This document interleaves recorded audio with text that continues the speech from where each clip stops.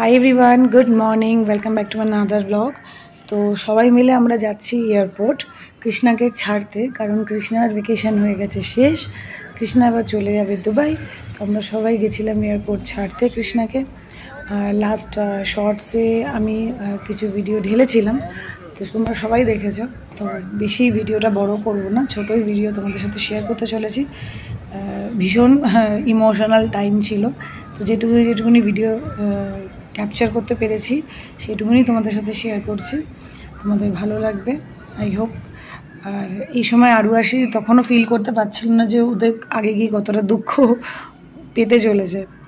সবাই শুধু আরও আসি না, সবারই কষ্ট, কারণ এই প্রথম ফার্স্ট টাইম কৃষ্ণা 3 মাসের ছুটিতে এসেছিলো। আর সবাই আমরা ভীষণ এনজয় করেছি। তোমরাও আমাদের সাথে, তোমরা আমাদের ভিডিওস দেখেছো, সবাই লাইক করেছো, কমেন্টস করেছো, তার জন্য সবাইকে অনেক অনেক থ্যাংক ইউ সো মাচ। তো এরকমই সাপোর্ট করো, ভালো লাগবে। তো যখন থেকে দুবাইতে জব করছে কৃষ্ণা, এই ফার্স্ট টাইম ও 3 মান্থসের ভেকেশন একসাথে পেয়েছে। ফুল অন 3 মান্থস আমরা এনজয় করেছি। কৃষ্ণা সবাইকে ঘুরিয়েছে, ভীষণ এনজয় করেছে। আরও আসি ভীষণ হ্যাপি ছিল। এই 3 মান্থস দেখতে দেখতে কীভাবে কেটে গেল সত্যি বুঝতে পারলাম না। তো ভীষণ ইমোশনাল টাইম, এই টাইমটা যাচ্ছিলাম, মানে ভালো মোটেই লাগছিল না, কিন্তু কিছু করার নেই, জবটাও ইম্পর্ট্যান্ট। তো এই দেখো আমরা পৌঁছে গেছি এয়ারপোর্ট।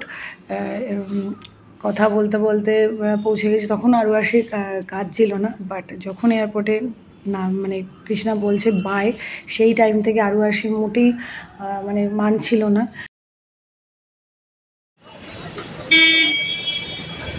বলো, কিছু বলবো? চলে যাচ্ছে, মন খারাপ করছে, সবাই কিছু চলে যাচ্ছে মাঠে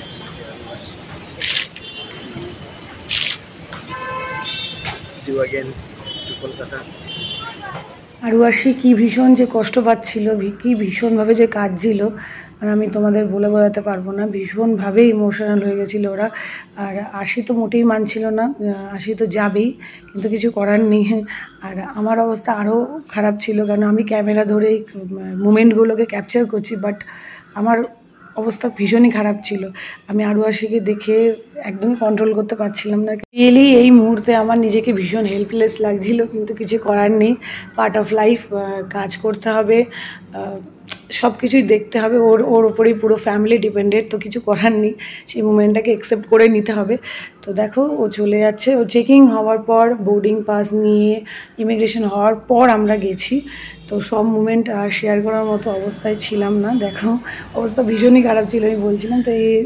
তো চেকিং পুরো কমপ্লিট হয়ে যাওয়ার পর কৃষ্ণা আমাকে ফোন করলো যে এবার তোমরা যাও। তো আমরা তাই জন্য চলে আসলাম পার্কিং এরিয়াতে, গাড়ি নিলাম, চলে যাচ্ছিলাম বাড়িতে। তো এই পর্যন্তই এই ভিডিওটা, কারণ এর থেকে বেশি ক্যাপচার করার মতো আর কিছুই ছিল না।